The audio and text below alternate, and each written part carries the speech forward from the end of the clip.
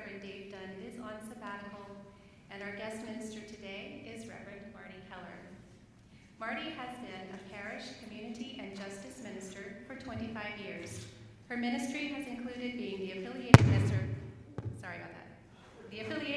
with the Unitarian Universalist Women's Federation for a number of years.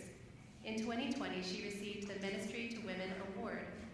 Prior to her ordination as a UU minister, she worked for Planned Parenthood and other advocacy groups advocating for intersectional justice and equity for women and girls, including reproductive justice.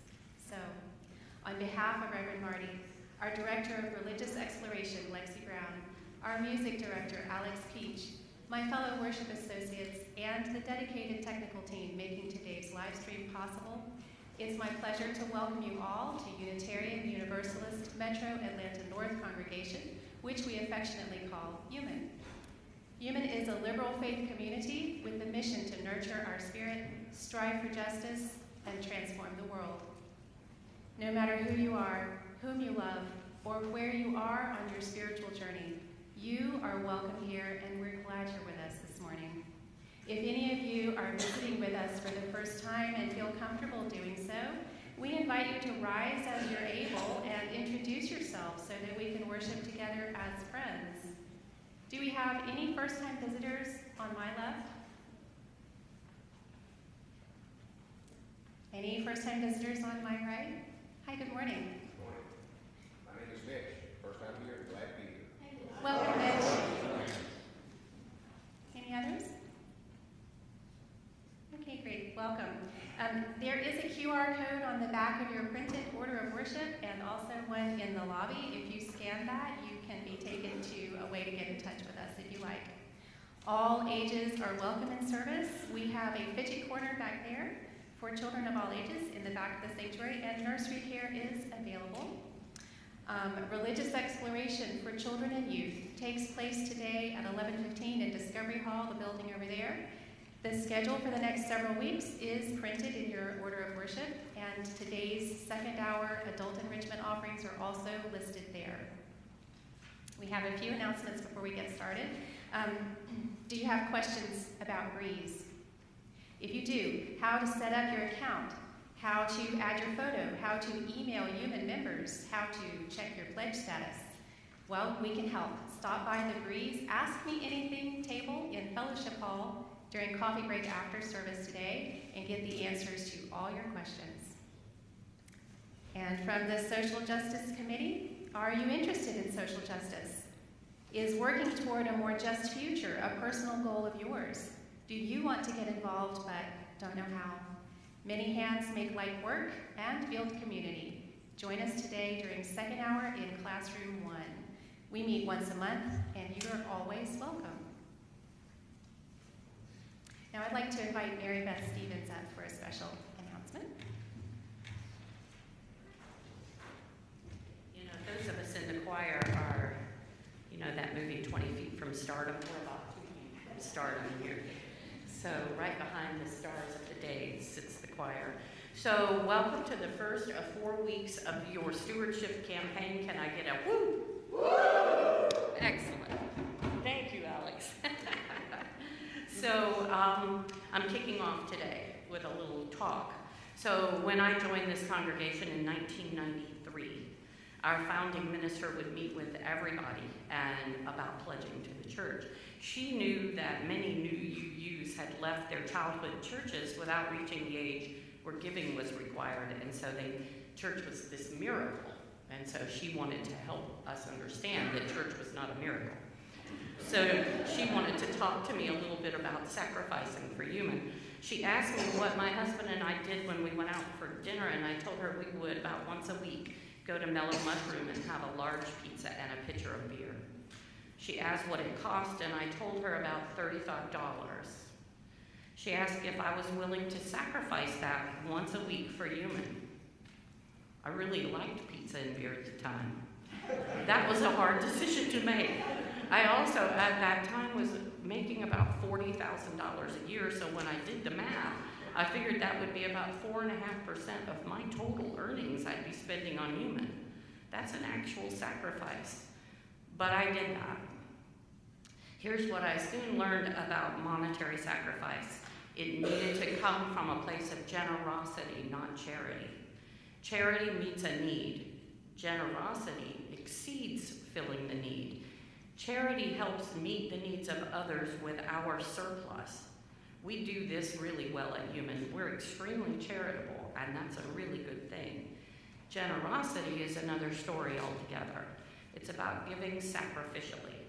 Being a generous person requires us to give until we actually feel it a little bit. To share not just from our excess, but to give up some of what we might need. This is not about money. It's about all sorts of different ways to be generous. We can be generous with our time. We can be generous with our talents. But of course, during the stewardship campaign, I'm actually talking to you about money. So generosity is offered from our heart's desire to love the world as fully as possible, even when we might have to sacrifice to do so. When I look back at the 31 years I've been a member at UUMAN, I can remember times when I generously gave sacrificially of my time, talent, and treasures. I can also remember times when I was a miser with one or more of those three things. Guess when I was happier? Guess when this place felt better for me? It's not a real mystery. So for the next 4 weeks, your stewardship committee, on behalf of the entire community of UUMAN, is making a request of you to share some of what you have in this world to pass on a loving legacy to the people in this beloved community, to the children and families who haven't even passed through our doors yet, to the retired people who are thinking of moving into this area and would love to have a liberal church home, to the staff we have who show up for us, guide us, and depend on us, and answer our emails at 9:30 at night because I'm too lazy to go to my car and choir schedule. So thank you, guys. And to the broader world that so desperately needs what we have in Unitarian Universalism. So there's a table set up outside. Our dear Jennifer Philippi and Martin Poltorowski will be out there. I want you to pick up the envelope with your name on it. If we miss you, do not even worry about it. We'll send you something as a follow-up. It has just a very brief glimpse and a snapshot of what your board is trying to do with your money for the upcoming year and what we have for revenue for this current year. So it's just a cute little chart, and it will help you understand what the priorities are. Martin will be emailing it to you as well, and he will also send you a link to the Breeze Pledge Form. So for those of you who are Breeze challenged, Denise, yes, some of us are, there are also printed pledge documents out there, so you can pick up a paper pledge form as well. We would like to make your generosity as easy as humanly possible.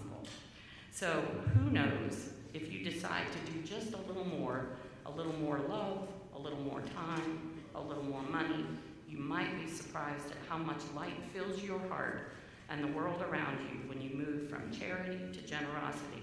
I'm actually thinking of trying it this year.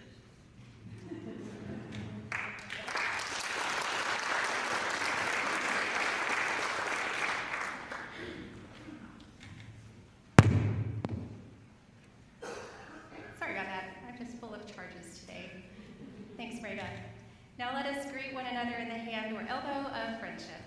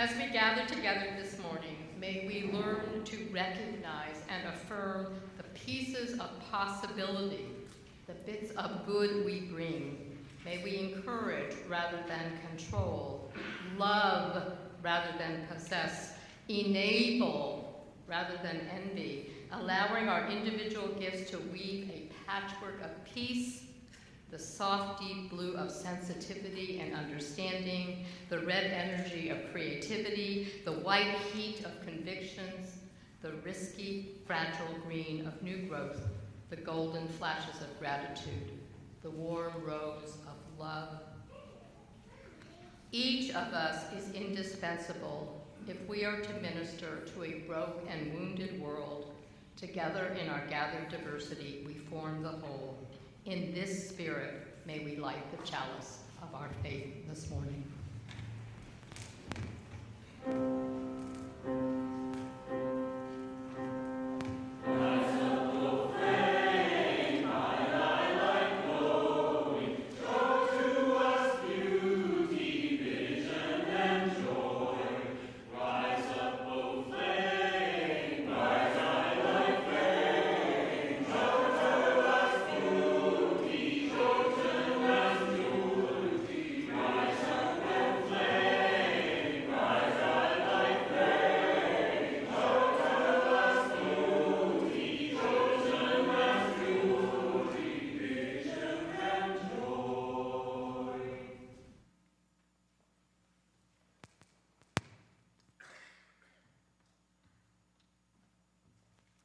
If you would please turn in your softback hymn book to number 1026 and rise as you're willing and able and join in singing. Alex will play through one time first, and then we'll join in together.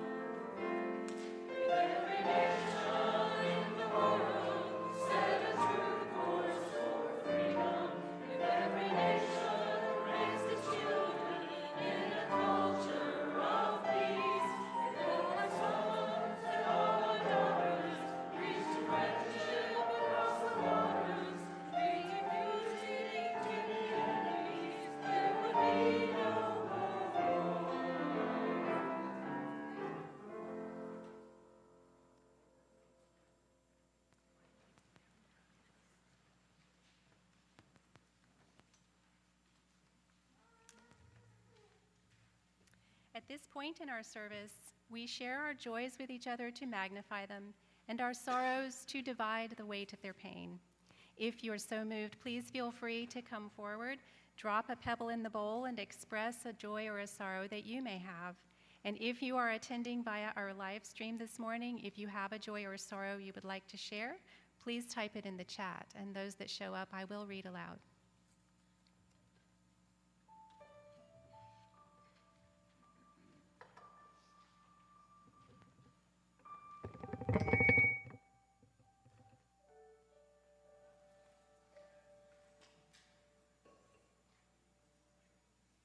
Good morning. My name is Gus Haydorn. This pebble is for Mr. Novalty and all the Russian people that have no voice, and for the Ukrainian people that desperately need our help.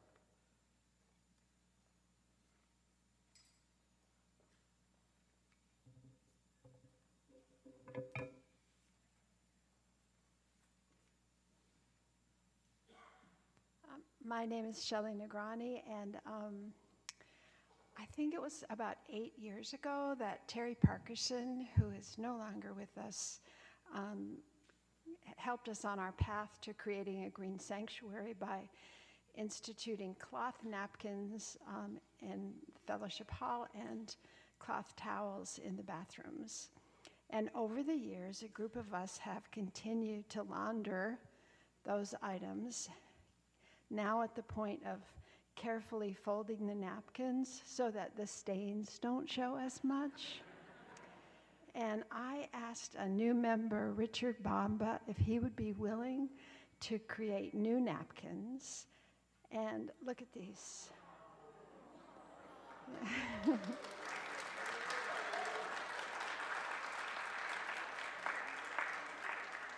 So we have 100 beautiful new napkins in Fellowship Hall, thanks to Richard.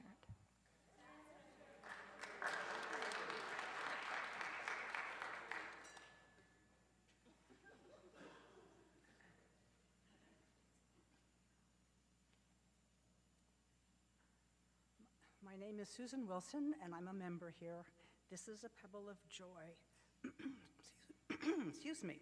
My daughter Jennifer is having her last radiation treatment on Tuesday, and she's invited me down so that we can go celebrate afterwards.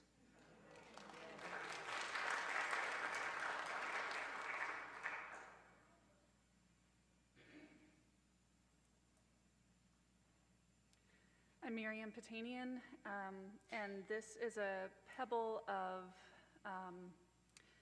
concern. So it's been, I think, about a month now since my father-in-law passed. My mother-in-law had begun having some symptoms of her own while she was still caring for her husband. They did a scan a couple of weeks ago and found that her, what they call widowmaker artery, is about 70% blocked. So they're going to, they caught it early, and they're going to go in on Tuesday to do a cardiac catheterization and likely a stent. So this is just to keep her in our hearts.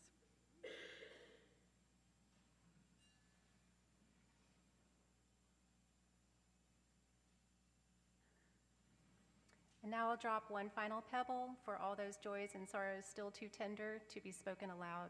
Let us keep one another in our hearts for the coming week.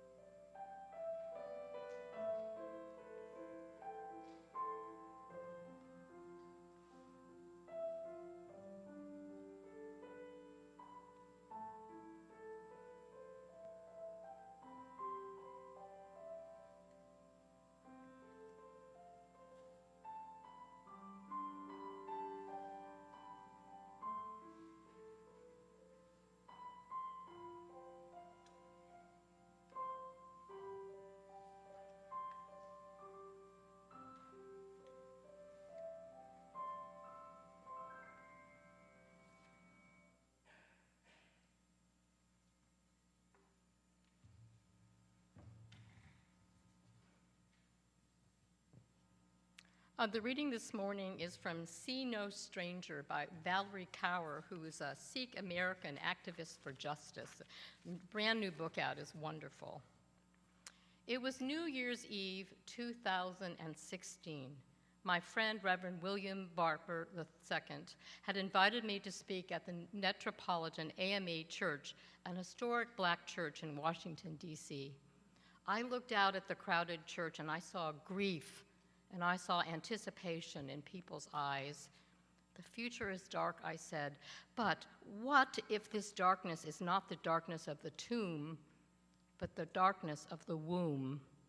What if all of our grandfathers and grandmothers are standing behind us now, those who survived occupation and genocide, slavery and Jim Crow, detentions and political assault? What if they are whispering in our ear, "You are brave"? What if this is our nation's greatest transition? The crowd erupted in cheers and shouts and cries of "Hallelujah!" What does the midwife tell us to do? I cried out over the roar. Breathe, and then push. In the weeks that followed, the address was viewed about 40 million times around the world, and my words began to appear on protest signs. I received thousands of inquiries asking, how do we breathe? How do we push? And how do we keep laboring for justice when we feel hopeless? Here ends the reading for this morning.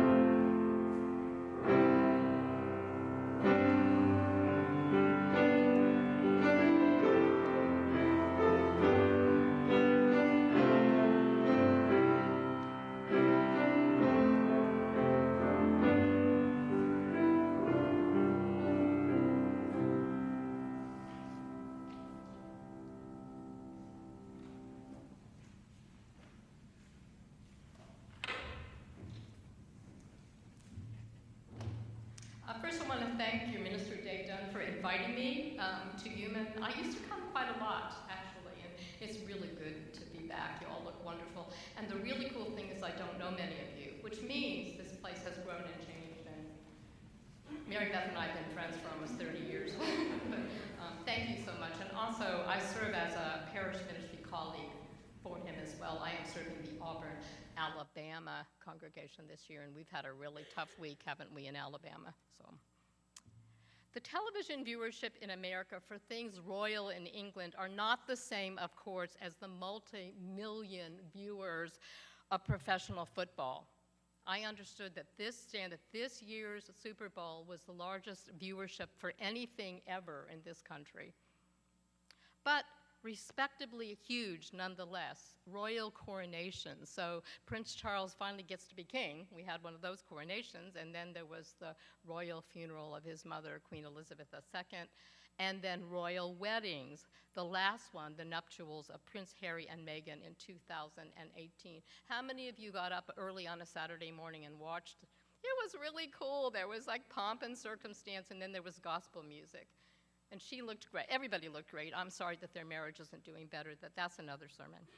In the meantime, in another wing of the often beleaguered contemporary Windsor family that year, there was the other rapidly being eclipsed royal news, the recent birth of third child to Prince William and his Duchess, and the pull to stream another enormously popular British public television import called The Midwife. How many of you watched Call the Midwife? Yeah. Yay! Since had been reported that Kate Middleton's first two babies were delivered, yes, she had called a midwife. Did you know that? Her babies all came from a midwife. Let's applaud her for her, of course. So here's a huge confession to a UU crowd. Are you ready to be forgiving of me? I am not a big PBS or BBC Masterpiece or any other British TV fan. But having faithfully followed Downton Abbey on the recommendation of my decidedly not a PBS devotee Gen X daughter, for its entire 6 seasons, I was searching around to fill the Sunday evening comfort television slot and ran across Call the Midwife, same time, same station. After a holiday episode teaser in December, its 13th season is due to air weekly in this country the end of March. We're waiting. The end of March, it starts again. This PBC series is based on a memoir by Jennifer Worth, who worked as a nurse midwife with the community of St. John the Divine, an Anglican religious order founded in 1849, but we pick up their story and their work in the impoverished Cockney East End of London in the period between the end of World War II into the 1960s and now a bit beyond. It captures the day-to-day lives of these women in the Blitz bomb devastation and urban poverty of that time in London in the wider context of the post-war baby boom, the beginning of immigration out of former colonies, the founding of the British National Health Service in 1945, and perhaps most important, the sea change in reproductive health and choices that came with the introduction of the birth control pill in London in 1956. Each episode focuses on a delivery, or 1 or 2. There's actually been up to 6 deliveries on an episode, more than 100 on-screen simulated births, 2 stillbirths employing both real and prosthetic babies, created from the same medical-grade silicone used to make artificial limbs. Did you know that's what they do? And a drawer full of pretend umbilical cords in different sizes. Beyond portrayals of pregnancy and childbirth through the eyes of the bike-riding or mostly bike-riding midwives, we see miscarriages, we see stillbirths, birth defects, unwanted pregnancies.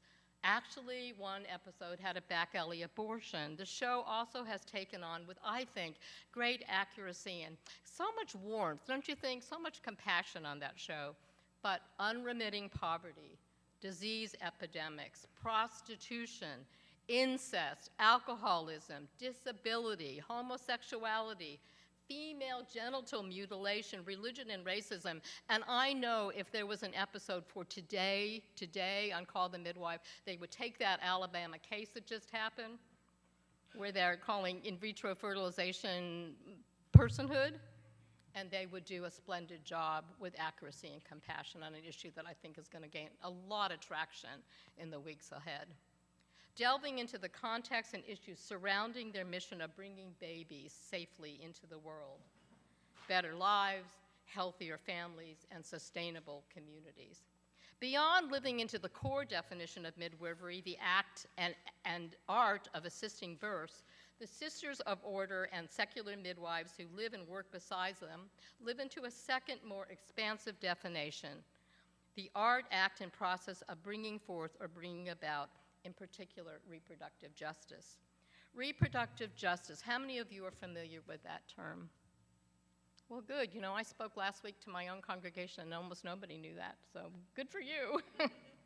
Reproductive justice, described by Loretta Ross, founder of the sister song Women of Color Health Collective, as, quote, the complete physical, mental, spiritual, and economic well-being of women and girls based on the full achievement and protection of women's human rights, including the right to have a child and including the right not to have a child, the right to parent the children we have with empathy and excellence, as well as to control our birthing options, such as midwifery.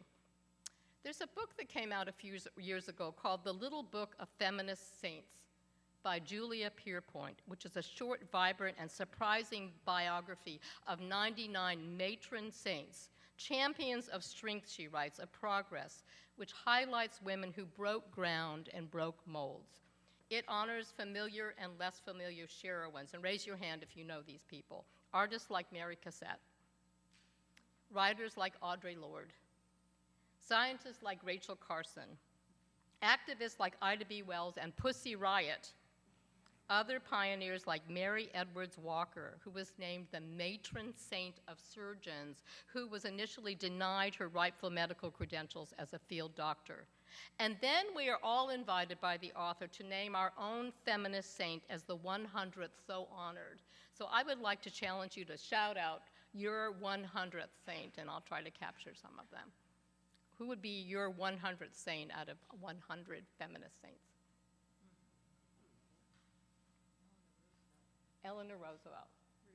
Ruth Bader Ginsburg. Who? Ruby Bridges. Yeah. Maya Angelou. Great. You get the point. It's kind of an ingenious way of hooking people into your book. I thought that was great. I nominated not one woman, but the historic legion of midwives. Historic legion of midwives. As a descriptor, and the descriptor womanist, to identify so many of them. Womanist defined as black feminists or feminists of color who oppose sexism in communities of color and racism within the feminist community. So there's one midrash. A midrash is a story written into the Bible in Judaism based on Hebrew scripture told by a rabbi, Michael Strathfield. And it all goes back to the Garden of Eden. He proposes that after Eve was made to suffer the pains of childbirth as a result, as a punishment for what? Telling Adam that he should eat the apple from the tree of knowledge. So she goes through the pains of childbirth with Cain and Abel all alone, and later when birthing her daughters all alone, she has daughters. She has daughters in this story. She taught them to find another woman to be with them in labor, and named this person not a mid-husband, but a midwife. And thus, the real oldest profession in the world began. Not the one we usually think about, but midwifery. It was and has been a tortured vocation over the centuries, fought for by women who I believe deserve what we call secular canonization. They've been around since the start of human history. In 16th century Europe, elder females who were called good sieves, the original word for gossip, recognizing the function they served both as community news bearers and literal lifesavers. So they were going around birthing babies and hearing all the news and talking to people, good sibs. In Victorian England, the unsanitary conditions in so-called lying-in hospitals and childbirth fever was so rampant that it drove upper-class women, including the queen, countesses, duchesses, baronesses, and other royals, back into midwife care and safer home births after they'd sort of started to go to hospitals. Here in the U.S. and abroad, midwives were valued members of their communities until the 19th century in the States, when childbirth became more professionalized and doctors' groups began pushing for a monopoly in obstetric care. They began vilifying midwives who were largely immigrants, or in the American South, black women who were known as grannies, who were dismissed and caricatured, told that they had fingers full of dirt and brains full of arrogance and superstition. By the 1950s, the majority of American births were in the hospital. How many of you were born in a hospital? How many of you were born at home? There you go. By the 1970s and 80s, there was some return to popularity for home births that were overseen by midwives among progressive, middle-class, white, urban women, mostly. While in England and Canada, midwife births account for about 50% still, here in the United States, it hovers around 10%, never having recovered from the years of slander and vilification, the echoes of middle-aged witchcraft, accusations of dirty fingerprints, a small and persistent group of feminist women as saints, very small.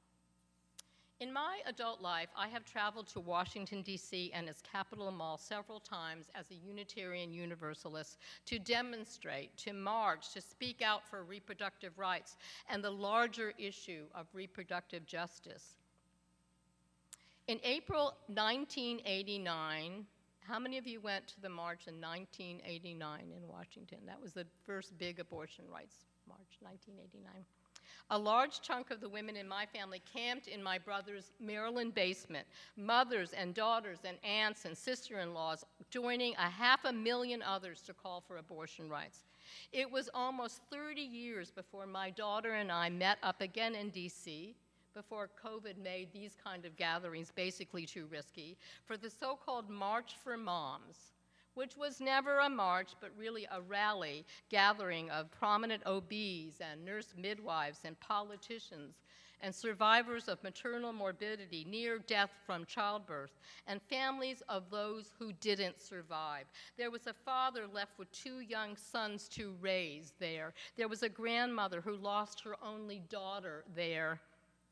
At the same site where I marched all those years before in the company of thousands, on the same site where the Women's March had taken place with another multitude early in 2017. Were there people there? 2017 march?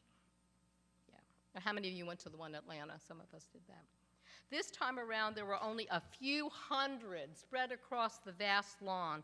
The banner over the stage read, "Lost Mothers," recounting the 2016 statistics on 164 American women, known ones, who had died giving birth that year, and the more than 900 others whose identities are still unknown.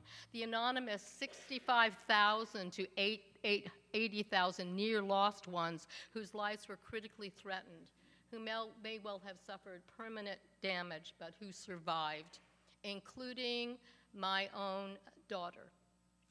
The same daughter who as a teenager had recounted her experiences for National Public Radio during that massive pro-choice march. My only daughter who, because of good insurance and premium medical care and an advantaged social and geographic location, did not bleed to death during a critically endangered pregnancy, who along with some famous, fortunate other women like Kim Kardashian and more recently Serena Williams, experienced the medical and emotional trauma of long hospital stays and separation from their families. She couldn't hold her own baby for the first 2 months of her baby's life, and will undoubtedly face post-traumatic stress that will haunt them from years to come.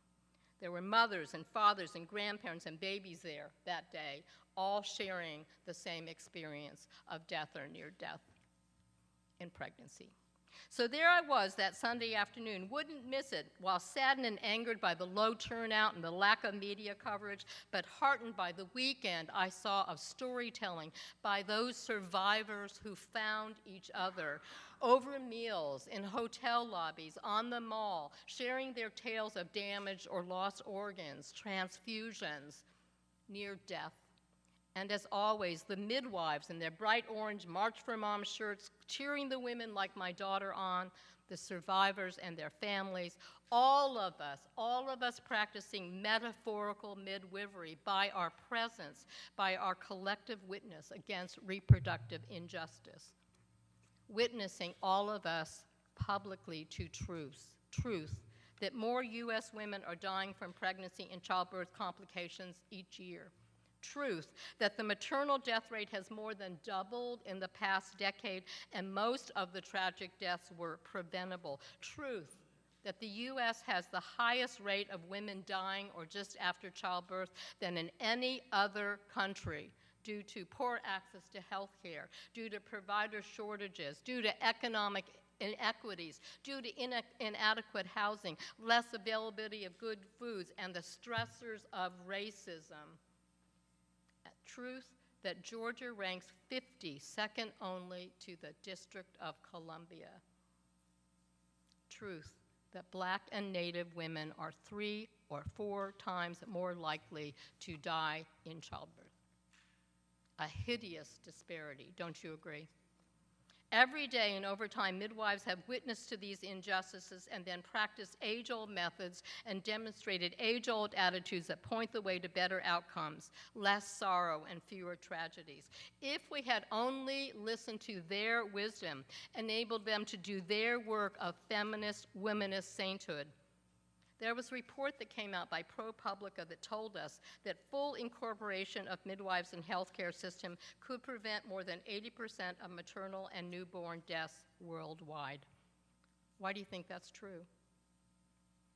Well, one of the reasons is that midwives look at pregnancy and beyond and birth as a normal process, not as a medical event, that could go wrong at any time. They are less likely to approach childbirth in terms of scheduling, inconvenience, and maximizing insurance reimbursements, and more in terms of an ongoing close relationship between a midwife and a mother. Listening to women, trusting what they tell us. Where have we heard that before recently? As a core commitment which might at least lessen the impact of systemic racial bias, the ignoring and the disbelieving and the othering of women, especially women of color. The work of change is far from over. The work, we are told, of expanded access to care and managing chronic conditions and policy changes and increased research and more. And then perhaps returning to licensing midwives in Georgia for hospital privileges. While at one time in Georgia there were at least 600 black midwives, after the elimination of midwife licensing many years ago in this state, there were a few community midwives left, but only a handful of black practitioners. Following the March for Moms in some symbolic and relational way so rich, but in size and public impact so disappointing, I asked my daughter, I said, Alicia, growing forward, are we all called to midwife? She answered very simply and very directly, Mom, you know that tone? Mom, show up. Mom, be informed. Mom, care. Circling back to the larger definition of what it means to be a midwife, may we all honor the art, act, and process of bringing forth or bringing about. To give or receive compassion, strength, calm, painstaking kindness, honor, and peace. That's midwifery. As we answer the call as Unitarian Universalists to achieve reproductive justice and the human right to worth and dignity, let us be moved by the thousands of activist, feminist, womanist saints before us. And in the words of a prophetic sister, may we honor the work of taking care of each other with revolutionary love. May it be so.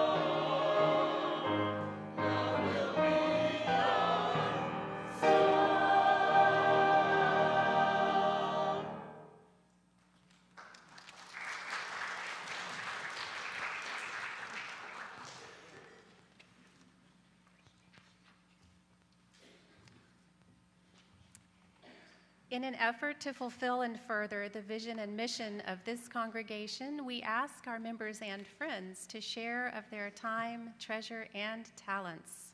Toward this end, we would now take the offering. You may also give using the Givelify app. And just a reminder, this month's 50-50 recipient is Planned Parenthood Southeast. Half of any checks specifically designated as 50-50, and half of any Givelify donations specifying 50-50 will go to Planned Parenthood.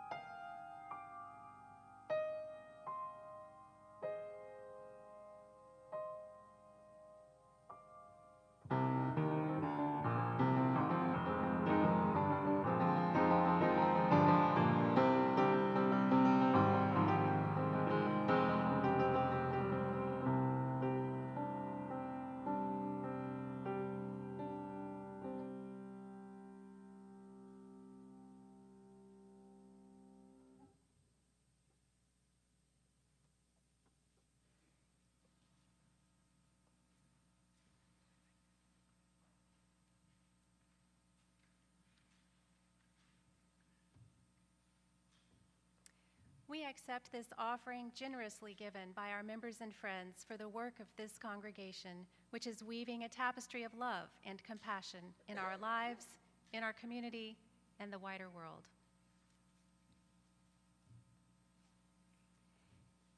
If you would now please turn in your softback hymn book to the very last hymn, number 1074, Rise as You're Willing and Able. Alex will play through one time, and then we'll all sing together.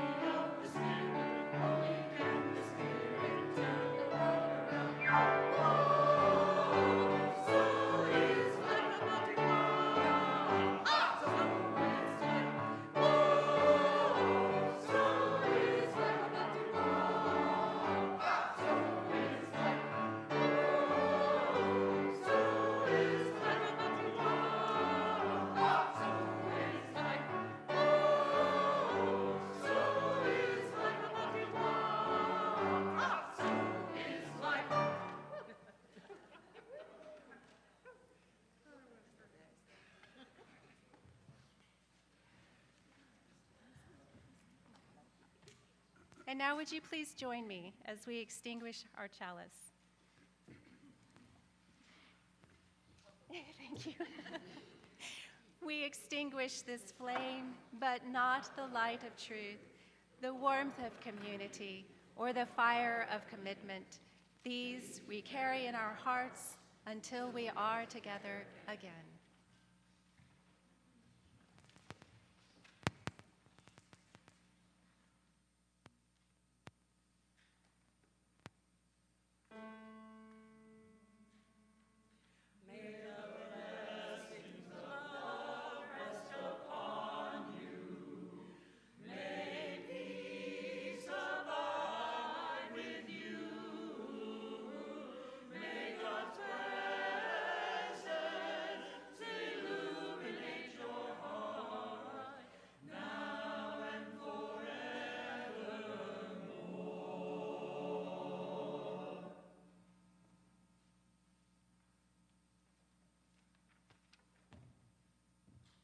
As we go out into a new week, be kind, be brave, be just, be merciful, be hopeful, and no matter your gender, be a midwife.